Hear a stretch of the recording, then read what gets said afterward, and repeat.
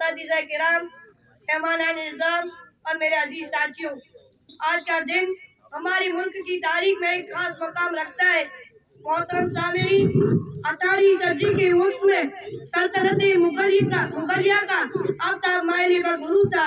انگریزی اقتدار کی گھٹائیں دن بہ دن گاڑی ہو رہی تھی۔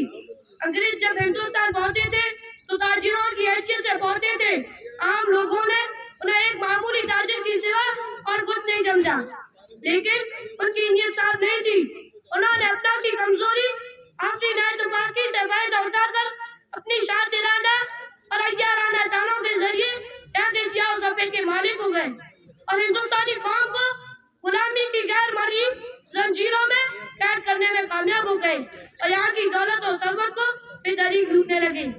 یہاں کے باشندوں پر ظلم و ستم کے پار ہونے لگے اور یہاں کی تہذیب سے کھلواڑ کرنے لگے۔ یہ سلسلہ مزید بڑھتا ہی گیا۔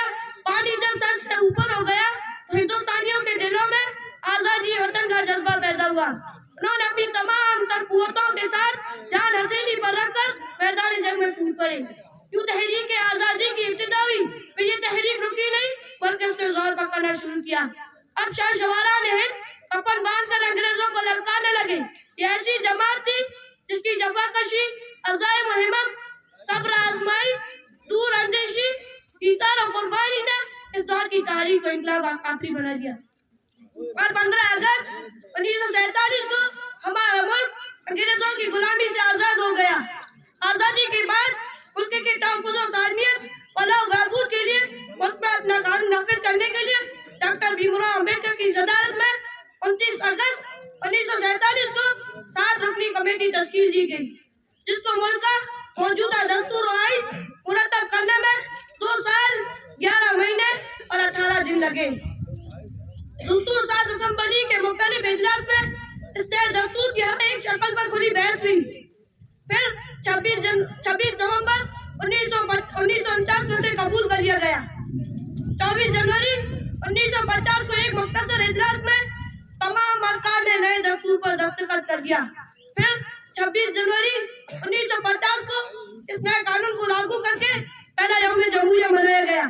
پھر ہر سال 26 جنوری یوم جمہوریہ کے دن کے طور پر پورے جوش و خروش کے ساتھ منایا جانے لگا۔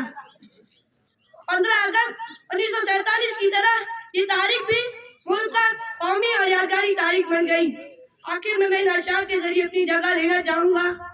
خدا کرے کہ میری عرض پاک پر اترے، خدا کرے کہ میری عرض پاک پر اترے، وہ فصل گل جیسے اندیشہ زوال نہ ہو۔ یہاں جو پھول کھلے اکھلا رہے صدیوں، یہاں جو پھول کھلے اکھلا رہے صدیوں، یہاں خزاں کو بھی گزرنے کی مجال نہ ہو۔ خدا کرے کہ میرے ایک بھی ہم وطن کے لیے، خدا کرے کہ میرے ایک بھی ہم وطن کے لیے حیات جرم نہ ہو، زندگی وبال نہ ہو۔ ہندوستان زندہ باد۔ السلام علیکم ورحمۃ اللہ وبرکاتہ۔